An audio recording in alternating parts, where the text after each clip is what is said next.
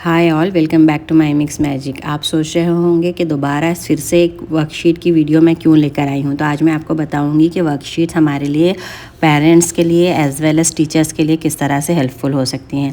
पुराने ज़माने में जब हम लोग स्टडीज़ किया करते थे तो आपने देखा होगा कि हमें ज़्यादा चीज़ें रटाई जाती थीं, लेकिन आजकल ये जो नया सिस्टम चल निकला है वर्कशीट का, ये एक्चुअली एक इम्प्रोवाइजेशन है और ये एक ब्लेसिंग है हम लोगों के लिए, जो हमारे बच्चों को खेल खेल में पढ़ाना चाहते हैं। आप जानते हैं कि प्री स्कूलर्स जो होते हैं ये प्रॉम्प्ट लर्नर्स होते हैं, बहुत जल्दी कोई भी बात सीख लेते हैं। तो ये क्रिएटिव और रिलेटेड प्ले स्ट्रक्चर से कोई भी चीज़ सीखने के लिए वर्कशीट एक बेहतरीन टूल हो सकता है। आपको पढ़ाई एक बहुत ही डिफ़िकल्ट काम लगता है, लेकिन जब आप इसी पढ़ाई को और इसी तालीम को वर्कशीट के ज़रिए उनको कन्वे करते हैं तो वो बहुत फ़न एक्टिविटी में और गेम में सीख लेते हैं, और इसमें उन्हें कोई पता भी नहीं चलता कि वो कोई चीज़ पढ़ रहे हैं या कोई चीज़ सीख रहे हैं, और खेल ही खेल में उन्हें वो कॉन्सेप्ट क्लियर भी हो जाता है। और वर्कशीट की वजह से बच्चे खुद पे सेल्फ रिलायंट हो जाते हैं, क्योंकि ख़ुद ही वो सॉल्व कर रहे होते हैं, अपना दिमाग लगाते हैं, सोचते हैं, तो उनकी लॉजिकल थिंकिंग भी डेवलप होती है। अगर कोई एक्टिविटी आप करवा रहे हैं तो मोटर डेवलपमेंट भी होती है। ये वर्कशीट्स बच्चों को आजकल के दौर में गैजेट से दूर रखने के लिए भी काफ़ी हेल्पफुल हैं कि आपने उन्हें 2-3 वर्कशीट्स बनाकर दे दी तो बच्चे काफ़ी देर तक उसमें इन्वॉल्व हो जाते हैं। आपने कोई एक्टिविटी दे दी तो वो खुशी खुशी कर रहे होते हैं, तो इन्जॉयमेंट के साथ साथ लर्निंग भी हो जाती है। वो सेल्फ सफिशिएंट, सेल्फ रिलायंट हो जाते हैं और उनका कॉन्सेप्ट भी क्लियर हो जाता है, और इसके अलावा वो लॉजिकल थिंकिंग भी उनकी शुरू हो जाती है और डेवलप करते हैं वो डिफरेंट आइडियाज़। तो चलिए हम शुरू करते हैं। यहाँ मैं आज आपको सिखाऊंगी कि उर्दू में वर्कशीट हम किस तरह बनाएं। अगर कोई बच्चा उर्दू सीखना चाहता है, अगर बच्चा थोड़ी बहुत अल्फाज की पहचान रखता है तो उसके लिए तो काफ़ी यूज़फुल होंगी ये वर्कशीट, लेकिन अगर आप उसे शुरू से सिखाना चाह रही हैं बिल्कुल बेसिक से, तो वो भी मैं आपको स्टेप बाय स्टेप बताऊंगी कि आपने इसे किस तरह से करना है। तो चलिए हम शुरू करते हैं। जब आप किसी भी लैंग्वेज को सीख रहे होते हैं, चाहे कोई भी लैंग्वेज होने दो, हिंदी, इंग्लिश या उर्दू, तो सबसे पहले आते हैं उसके लेटर्स, उसके हुरूफ तहजिया, उसके अल्फ़ाबेट्स।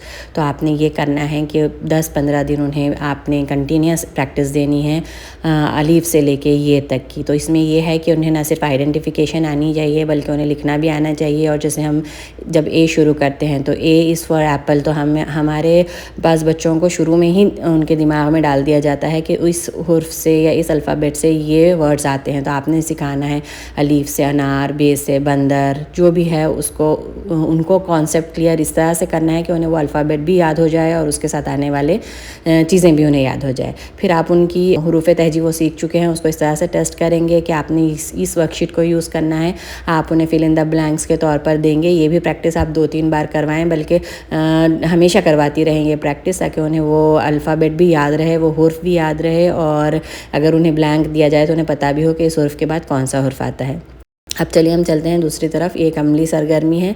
इस किस्म की जो वर्कशीट्स होती हैं इससे बहुत ज़्यादा फ़ायदा होता है हमें। बेसिकली ये लगती तो बहुत आसान है, लेकिन इसमें यह है कि जब उन्हें आप ये दे दें और उन्हें मैच द फॉलोइंग करना है कि इधर आपने अलीफ लिखा हुआ है, बे लिखा हुआ है, पे लिखा हुआ है, और उन्हें उसी तरह का अल्फ़ाबेट ढूंढ के उसे मैच करना है। तो उसमें ये होगा कि अगर उन्हें नहीं भी आता है तो ग्रेजुअली वो सीख लेंगे कि जब आप कहेंगे कि ये बे है, इस तरह का बे आप ढूंढो, ये ते है, इस तरह का ते ढूंढो, तो बार बार जब आप रिपीट करेंगे तो वो अल्फ़ाबेट, वो हुर्फ उन्हें याद भी हो जाएगा, प्लस उसमें उन्हें काफ़ी मज़ा आता है मैच द फॉलोइंग करने में।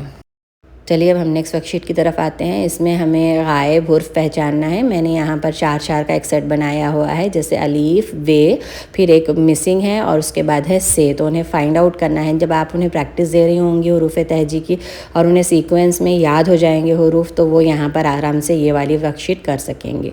तो बेसिकली ये है कि प्रैक्टिस इज़ मस्ट हियर। तो चलिए अब आती है नेक्स्ट वर्कशीट। इसमें यह है कि आपको खुशखती करवानी है। इसके लिए भी बेसिकली आपको एक नोटबुक लेनी होगी और शुरू में आपको पहली वाली जो लाइन होती है, जिस तरह से इंग्लिश में दिखाया जाता है कि A to D लिखा हुआ होता है, फिर उसके बाद उन्हें डॉट्स में दिया जाता है ताकि वो ट्रेस करें। इससे उनकी राइटिंग भी बहुत खूबसूरत हो जाती है और उनका पेंसिल ग्रिप का और उनका हैंड कोऑर्डिनेशन भी अच्छा हो जाता है। तो इसमें आप उन्हें लिखने की प्रैक्टिस दें। चलें अब देखते हैं दूसरी वर्कशीट। इसमें यह है कि अब आपको जो बेसिकली है है वो बच्चे हुरूफ तहजी पहचान चुके हैं, तो आपको उन्हें हुरूफ की आधी अशकाल सिखानी है। जैसे बे है, ये जब किसी हुर्फ में किसी वर्ड में बे आएगा तो ये एंड में जब आता है तो पूरा बे आएगा, जैसे आब में है, महताब में है। लेकिन जब ये बे पहले शुरू में या कहीं बीच में आता है तो उसकी आधी शक्ल यूज़ होती है। ये कॉन्सेप्ट क्लियर कराने के लिए आपको उन्हें काफ़ी प्रैक्टिस देनी पड़ेगी। फिर हम नेक्स्ट वर्कशीट देखते हैं। इसमें लफ्ज़ों को तोड़कर लिखें। तो उर्दू सीखने के लिए जोड़ और तोड़ बहुत इंपॉर्टेंट है। लफ्ज़ों को तोड़ना या हुर्फ़ों को जोड़कर लफ्ज़ बनाना। जैसे यहाँ पर है लोटा, तो लाम, वाव, टे, अलीफ, इस तरह से लोटा लिखेंगे। वो जाना में क्या है, जब आप उन्हें जाना कहें तो उन्हें पता चलना चाहिए कि जीम है, अलीफ है, नून है और फिर अलीफ है। अब ये हम देखते हैं नेक्स्ट वर्कशीट। इसमें ये मैंने किया है कि एक मैंने हुर्फ लिया है यहाँ पर, उससे उन्हें डिफरेंट वर्ड्स बनाना है। जैसे उड़, उठ, उस, उन और उग। नेक्स्ट में है लठ, लग, लड़। जैसे पहले वाले हुर्फ को इस्तेमाल करके उन्हें दूसरे हुर्फ से जोड़ के कोई वर्ड बनाना है। लग, लड़, लब, इस तरह से। तो इस तरह से आप काफ़ी प्रैक्टिस उनको दे सकते हैं। यहाँ पर और हैं, देखें। अलीफ मद आ से आम, आब, आप और आज। अलीफ से अब, एक और उन या इन, इस तरह से आप कर सकते हैं। अच्छा, अब ये हम देखते हैं नेक्स्ट वर्कशीट। इसमें ये है कि आप शुरू के हुरूफ जो हैं और उनके अल्फाज को मिलाने के लिए, जैसे ये है सूरज, तो सूरज किस हुर्फ से आता है, सीन से आता है, तो उन्हें वो पहचानना है और उसके बाद उन्हें सीन को सर्कल करना है। इसके अलावा मैंने सीन की आधी शक्लें भी दी हैं, तो वो दोनों को एनसर्कल करेंगे। अब है तोड़ के जोड़ लिखिए। जैसे शीन, वाव, रे, शोर, बे, अलीफ, जे और छोटी बाजी, इस तरह से। आप चलते हैं नेक्स्ट वर्कशीट की तरफ। ये है हिसाब से रिलेटेड या मैथ से रिलेटेड। इसमें आपने उन्हें ड्रॉ करना है डिफरेंट पिक्चर्स। जैसे यहाँ पर एक सूरज है तो उसको एक से मिलाना है, 2 पत्ते हैं, 3 सेब है, इस तरह से उन्हें मैच द फॉलोइंग करना है। उसके अलावा यहाँ पर आप हिंद से उन्हें सिखाएं और इस तरह से उन्हें वर्कशीट दें कि 1 को 1 से जोड़िए, 2 को 2 से जोड़िए, 3 को 3 से जोड़िए। ये भी काफ़ी इंटरेस्टिंग होता है और इससे बार बार रिपीटेशन से उन्हें वो कॉन्सेप्ट क्लियर हो जाता है। तो चलिए अब आती है नेक्स्ट वर्कशीट। इसमें आप डिफरेंट अल्फ़ाबेट्स लें और उस तरह से प्रैक्टिस दें। यहाँ पर मैंने ख़ै लिया है, ख़ै की पूरी शक्ल और आधी शक्ल दी है।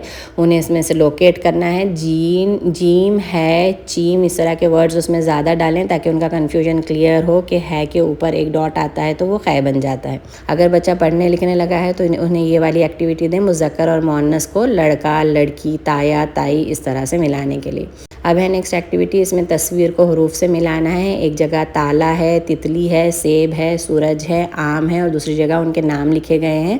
ताले को ताले की शक्ल से मिलाना है, तस्वीर से मिलाना है। सेब को सेब की शक्ल से मिलाना है। अगर आप उर्दू स्पीकिंग है तो बच्चे आराम से ये तस्वीरें देखकर ही नाम बता देंगे, लेकिन जब आप उन्हें पढ़ने के लिए कहोगे तो वो पहले हुरूफ से, जैसे सूरज है तो सीन से शुरू होगा, तो सीन से सूरज और सेब में वो कन्फ्यूजन आपको क्लियर करना है।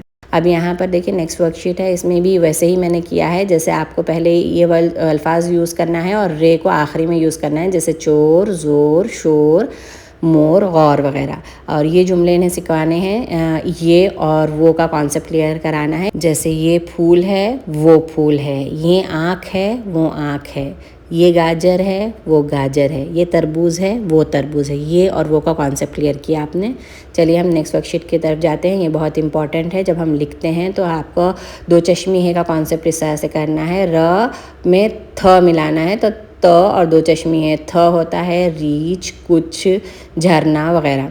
अब यहाँ पर दुरुस्त अल्फाज को दायरा लगाना है। जैसे ये मेरा घर है, ये मेरी घर है, तो उन्हें क्लियर होना चाहिए कि मेरा यूज़ होगा यहाँ, मेरी नहीं होगा। ये अगर बच्चा उर्दू स्पीकिंग है तो आराम से कर पाएगा। आपने उससे सिर्फ पढ़कर सुनाना है। अब हम आते हैं शरारती नौ की तरफ। आपने उन्हें पहले ये शरारती नौ सिखाने हैं। अलीफ, दाल, डाल, जे, रे, जे, ये और वाव, ये शरारती नौ हैं और फिर उन्हें उसमें लोकेट करवाना है, एनसर्कल करवाना है। तो आप उन्हें बताएंगे कि शरारती नौ वो हुर्फ होते हैं जो अपने बाद किसी और को नहीं आने देते, किसी के साथ जुड़कर नहीं आते। अगर कोई हुर्फ आ रहा है तो उनसे पहले आ सकता है, उनके बाद उनसे जुड़कर नहीं आ सकता। यहाँ पर उन्हें हम आवाज़ अल्फाज सिखाएंगे, जैसे खाल से ढाल, ढोल से झोल, गाड़ी से झाड़ी, इस तरह से। तो इसमें राइमिंग वर्ड्स उन्हें आ जाएंगी। अब है नेक्स्ट वर्कशीट। यहाँ पर मैंने 3 हुर्फ़ी और 2 हुर्फ़ी अल्फाज लिखे हैं। ये भी उन्हें आप प्रैक्टिस करवाएं रीडिंग की, तो बहुत आराम से ये पढ़ पाएंगे। इसमें 3 हुर्फ़ी अल्फाज दिए हुए हैं, इसे आप बाद में लीजिएगा, पहले आपने 2 हुर्फ़ी अल्फाज लेने हैं। तो यहाँ पर 2 हुर्फ़ी अल्फाज हैं, 2 लेटर वर्ड्स, जैसे मिलाकर लिखना है तब, लब, जब वगैरह। लेकिन अगर अलग अलग लिखना है तो अलीफ और बे अब, अलीफ मद आ और पे आप, इस तरह से उन्हें आप प्रैक्टिस करवाएं। तो इसका तो यही है कि आप जितनी से प्रैक्टिस देंगे पढ़ने की, तो वो वर्ड क्लियर भी हो जाएगा और वो लिख भी पाएंगे बआसानी, क्योंकि 2 ही हुर्फ होते हैं।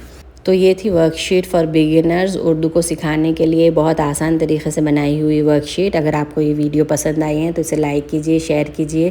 इसकी मैं और एक नेक्स्ट वर्कशीट बनाऊंगी जिसमें मैं एक उर्दू बिगिनर से ये वर्कशीट सॉल्व करवाऊंगी, तो आपको और मज़ीद क्लियर हो जाएगा कि किस तरह से आपको बच्चे को करवाना और प्रैक्टिस देना है। अगर वीडियो आपको पसंद आती है तो ज़रूर लाइक कीजिए, शेयर कीजिए और कोई एक मोटिवेटिंग सा कमेंट ज़रूर छोड़िए। और मैं कहती हूँ कि उर्दू को फ़रोग़ दीजिए।